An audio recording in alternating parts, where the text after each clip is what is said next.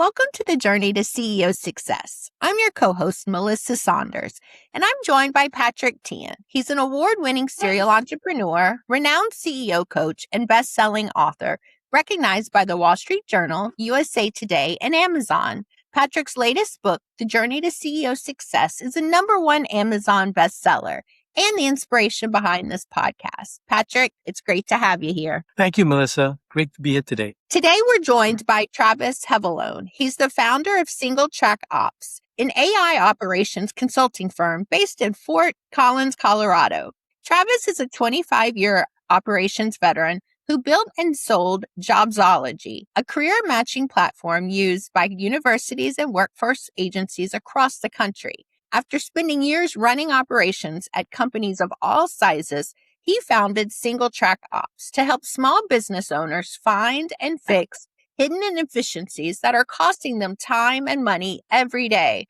Welcome to the show, Travis. Thank you. I'm very honored to be here. So, Travis, thank you so much for being on our show today. Thanks for making the time for us. This show is all about helping CEOs, find a more joyful track to their success. And so it's so great to have you as a guest on here. Before we talk about your journey, let's talk about your company a little bit. Why don't you spend about 3 minutes? Tell us what you do today in your current firm. Yeah. So I founded SingletrackOps actually this year. So we still have that new company smell, so to speak. So yeah, SingletrackOps, I get owners in the trades and home services out from behind the computer.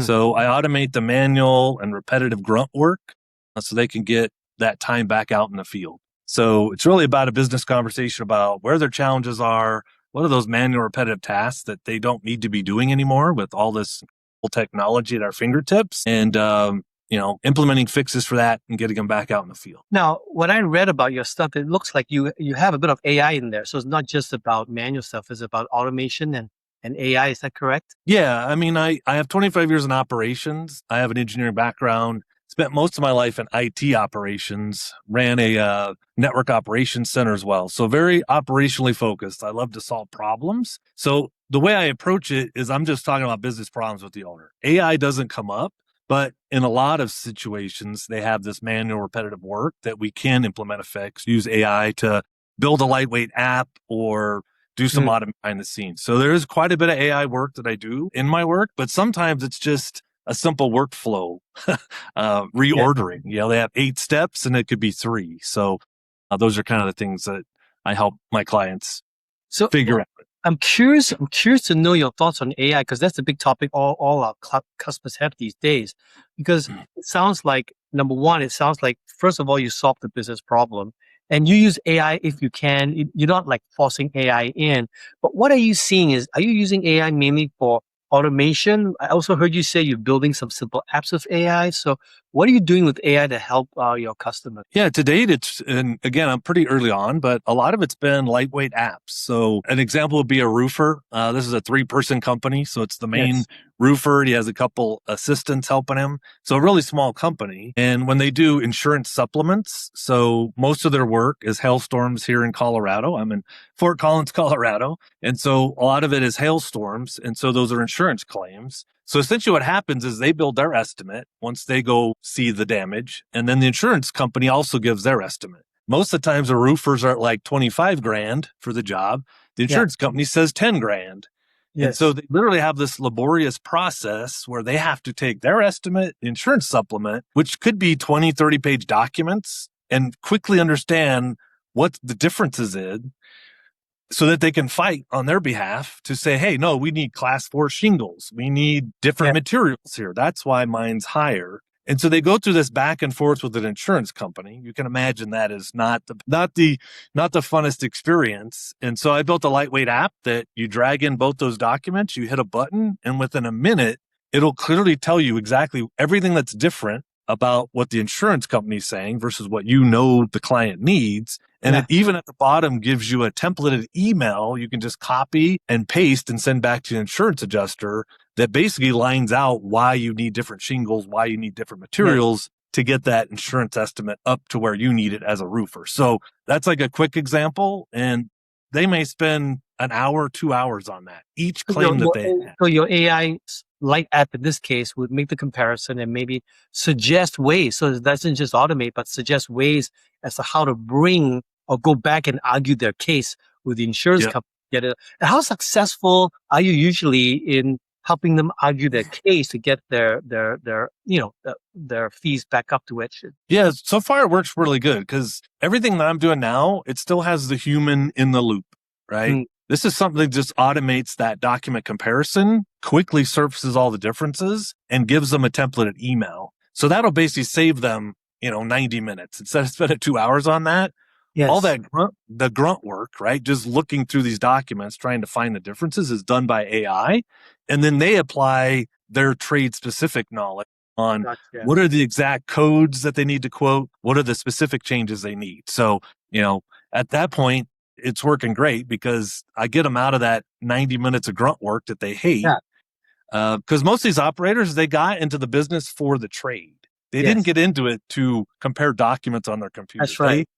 All these roofers and construction people, HVAC, pest control, they hate the computer. So if I could give them back 90 minutes for one task that they hate, then they have to do it multiple times a week. That's kind of where I'm winning. And so far, so good. Gotcha. Yeah, they like the work versus management of the work. So let's talk about your journey now. Actually, we've known you for a few years before. Actually, you this is not your first rodeo.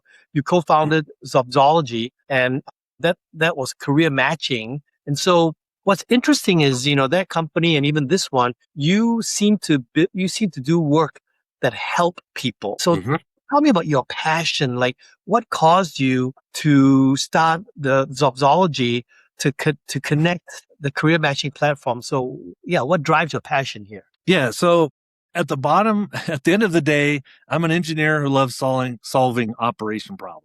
That's all it is, Patrick. I'm an engineer. I got that engineering mindset. I love to solve problems. So I was fortunate enough to meet a couple professors from Colorado State University, and that's where I actually graduated with a mechanical engineering degree. And they had a concept where they were guiding students in this education career journey. I was 39 at the time, so I probably had about 15 years of experience. I was entrepreneurial in nature, but I never knew what to do with that. Like, how do you start a company? That's too risky. It looks good, but it looks like it could be a real struggle. So I didn't know what to do, when to do that. But when I was 39, the company I was with got acquired and it completely changed. I knew, okay, I need to leave. It was a small company, probably 200, and it went to like a couple thousand overnight. And there was all the bureaucracy and all the challenges of a big company. And I've always been a small company guy. I like to know everybody in my company, build real relationships with them. So I knew it was time to leave. I was 39 and you probably know this when you're 40 as a man, it's a big year, right? You start to take stock of your life. You start to think, well, what are the next 40 years going to be about? And so I found this idea at Colorado State University through their tech transfer office.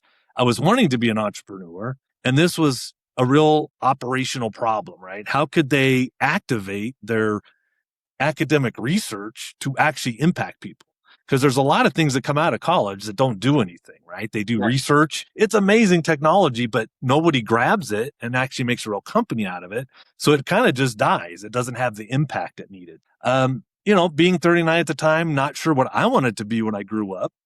I found this technology that would help people in this education or career decision, and I decided to take the leap. But at the center of it was solving a real operational problem of how do you take academic research and make a real business, a real product out of it to actually impact people. So that's why I jumped into jobZology, and we ran that for 11 years and had an exit back in 2023. So in your journey with jobZology, what were some of the more difficult or the toughest, journey points? Because, I've seen in every company goes through inflection points, and some of these inflection points may appear really hard, but then when you reflect back and you look back, you realize that was a defining moment that maybe gave the company great success. So can you think of a couple of, pivotal inflection points that were tough, and what did you do to solve those? Yeah, probably the first one is when we started, we thought we were going to be eHarmony for jobs.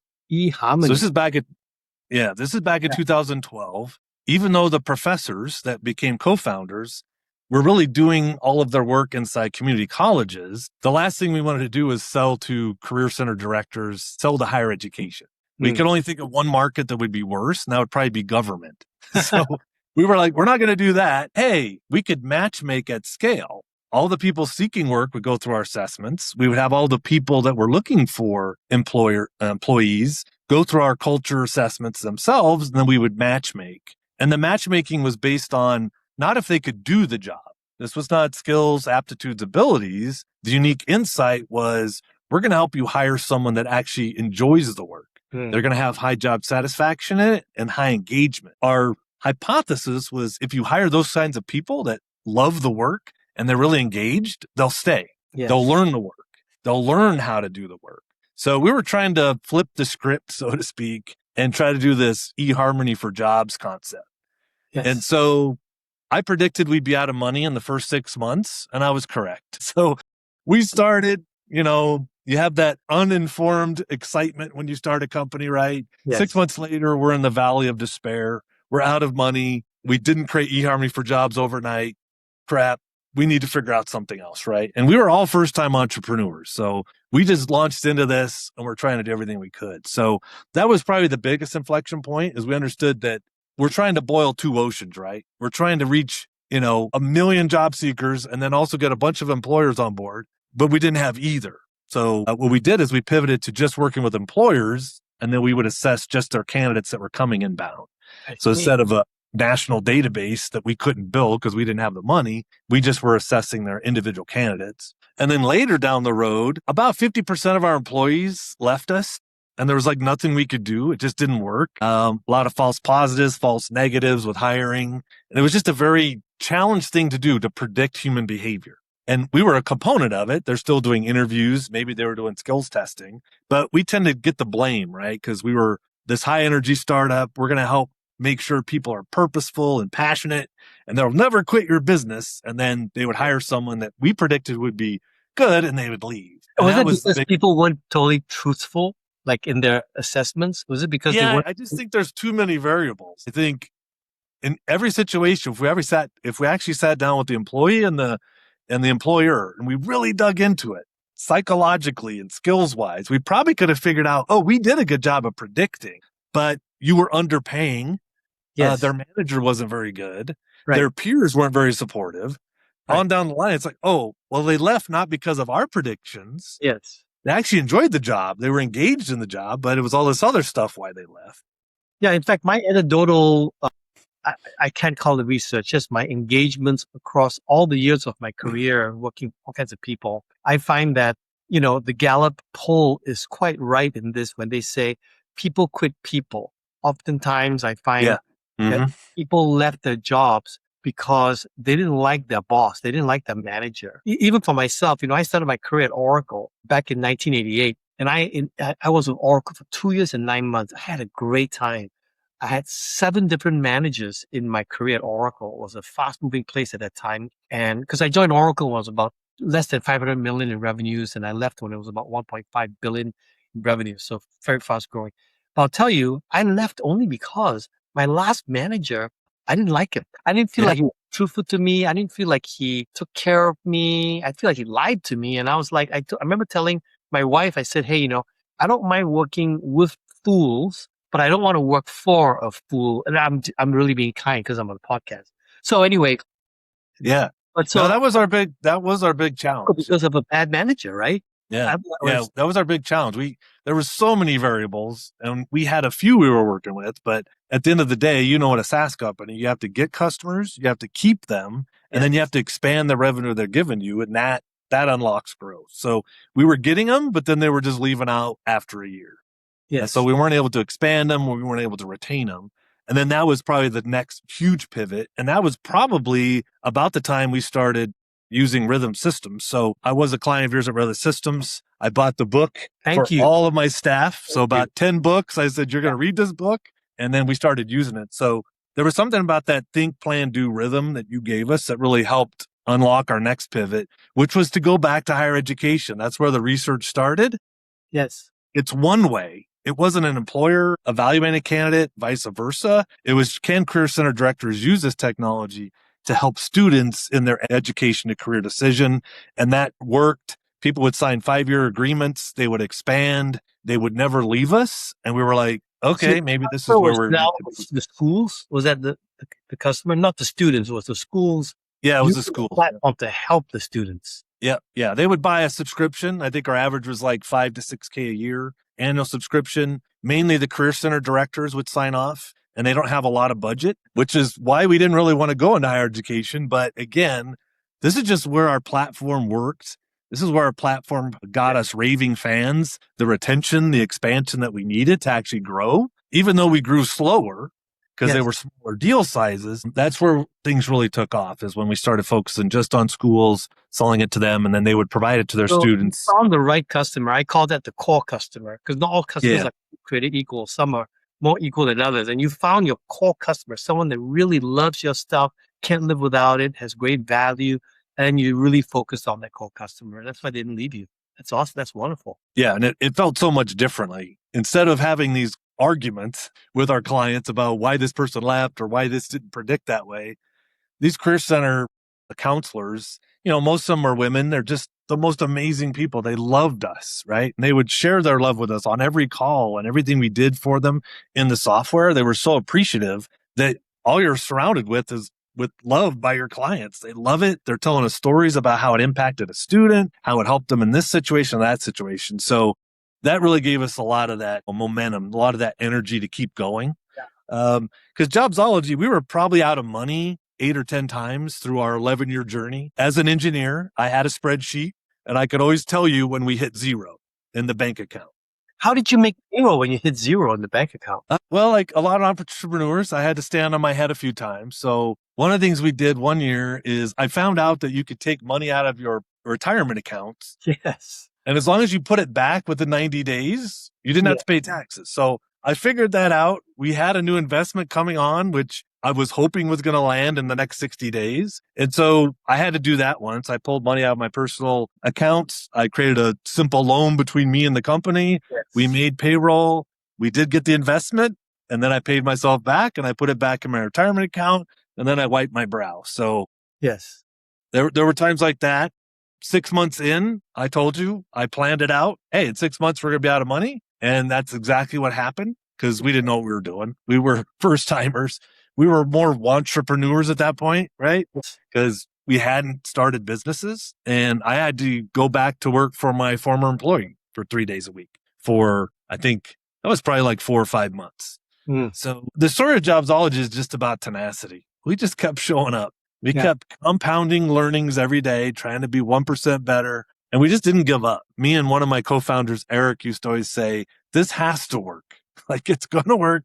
It has to work, because we spent too much time and energy and money in this. So yeah, it was really a study in tenacity and sticking through the valley of despair. We had frankly, it's illogical to some degree, right? In other words, sometimes when you look at all the facts and you go, well, clearly we should just shut down and move on. But no, you keep going and you punch through that, and then you're successful. But you just know how long it's going to take to punch through that. Yeah, that's probably one of the hardest things that anyone faces as an entrepreneur, because you come from that uninformed enthusiasm point where this is going to be great, this is amazing, you're so excited, and then you will hit the valley of despair. You will be like, why did I do this? This is the worst decision of my life, because nobody cares and there's no clients, and the clients you get early on are questioning you. But it's about pushing through. And there were so many times that we thought of pivoting or just doing something different. Like, there's got to be 10 ways we could make more money tomorrow versus this idea. But we just kept showing up. And I think that's one of the keys to our success. And, Travis, I want to congratulate you, because the reason why I do what I do is that the success rate for entrepreneurs or CEOs of whether small or big companies is very, very small.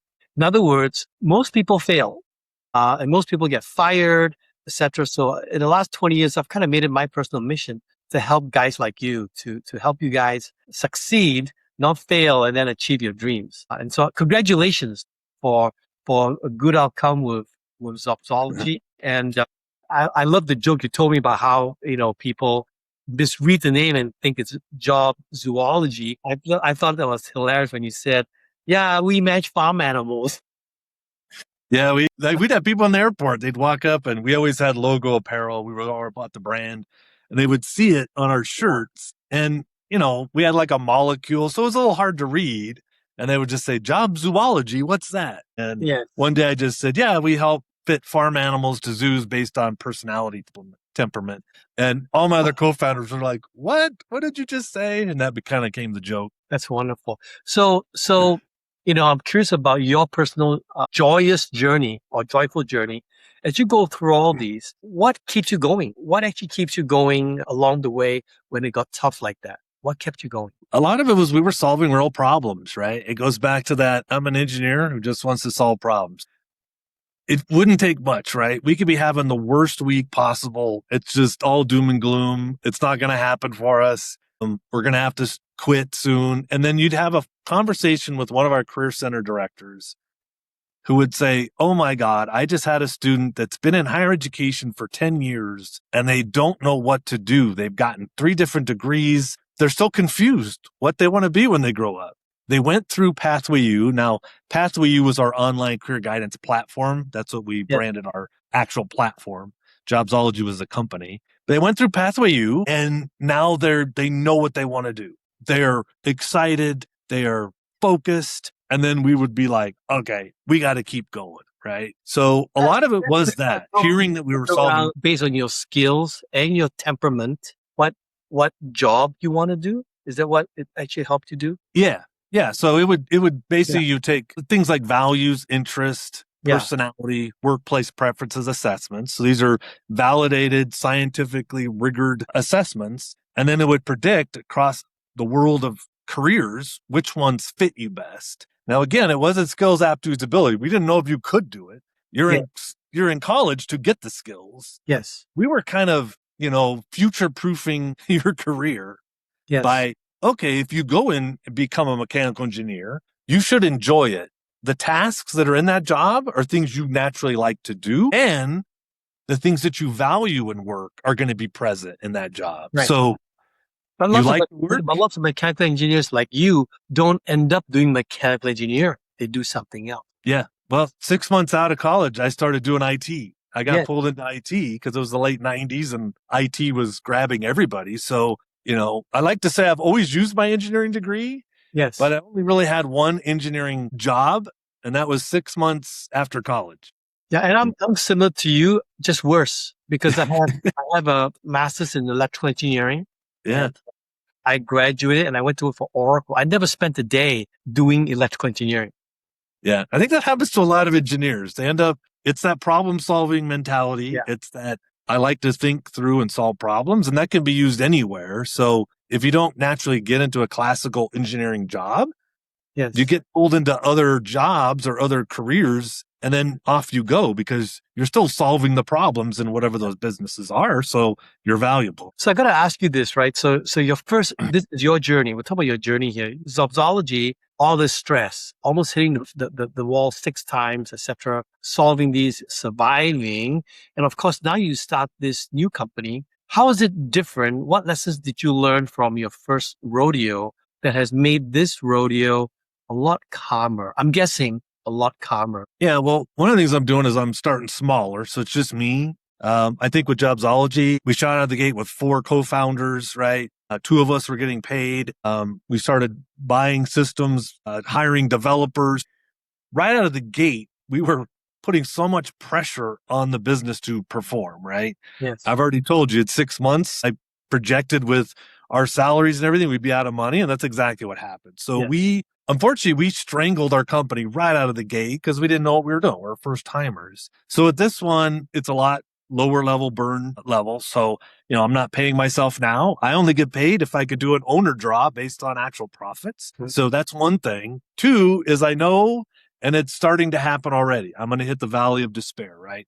I shot out of the cannon in March. This is going to be easy. In fact, the first roofer I talked to 10 minutes into our conversation was talking about building a SaaS platform for him, like $40,000, $50,000 SaaS platform. And I was like, oh, this is going to be so easy. In subsequent months, he's now said, well, we have to wait till December. Yeah. So all of a sudden it's like, oh, wait, it's not going to be so easy. So I know that though. I've been through this roller coaster ride. The other thing is I know that the journey is the reward. It's actually true. Like I don't have a lot of stories from the exit day. Yeah. I remember it, but that wasn't the excitement. I think about the struggles in year 2, year 3, the pivots. I think about, taking the money out of my retirement account, making payroll. The journey is the reward, and it's hard. You hear that, but that is true. So when things get tough for SingletrackOps, I'm like, oh, this is good. This is where I learn. This is where I understand, my niche, right? In 6 months, maybe it's not home services. Maybe I find a different niche. Yes. And that's okay, because that's what I did at jobZology. We thought it was employers. We pivoted to, career center director. So I think just having been through it once, I know that it is about patience. It's about keeping your, expenses low, and then really being active and listening to what are the real problems that are out there, and then focusing on those real problems. Thank you. Our show's coming to an end here. I want to remind you that, this podcast is all about helping CEOs have a more joyful and successful life. So joyful and successful both, not just success, but joy as well. So what advice would you like to leave with our audience of CEOs that for them to have a more joyful and successful life? Yeah, I think I would repeat just what I said. I do think the journey is a reward. I think it's oversaid. And I think if you're in year 2, and you're like, this journey sucks right now, right? I'm in the valley of despair. This is very challenging. Just know in 5 years, 10 years, when you get to that exit or you pivot to another business, that is what you're going to remember. You're going to remember when you had to stand up, when you were forced to show your tenacity, when you were forced to pivot and make hard decisions. That is the reward when you look back, right? Solving those problems, solving those challenges, and surviving. So just know that you're going to keep getting hit over and over. You'll be tested over and over. It's about showing up. It's about compounding what you learn, compounding your relationships, and pushing through and not giving up. I think I'm a perfect example of jobZology would have not got to an exit if we would have given up in year 1, 2, 3. We had so many chances. We had so many opportunities that would have been so easy to just say, well, we tried. We did everything we could. But for some reason, we kept rallying around our clients. We kept rallying around those stories about students being impacted. And we just kept going. My word to everybody is just keep going. Just keep your head down, keep compounding, keep showing up. The journey is the reward. Thank you so much. Yes. Melissa, back to you. Yeah, Travis, thanks so much for joining us today and sharing your journey and your leadership insights. And thanks all of you for listening to the Journey to CEO Success. Join us next time for another conversation with the CEO about what it really takes to grow a business, lead well, and most of all, to be joyful. Until next time, bye. Bye.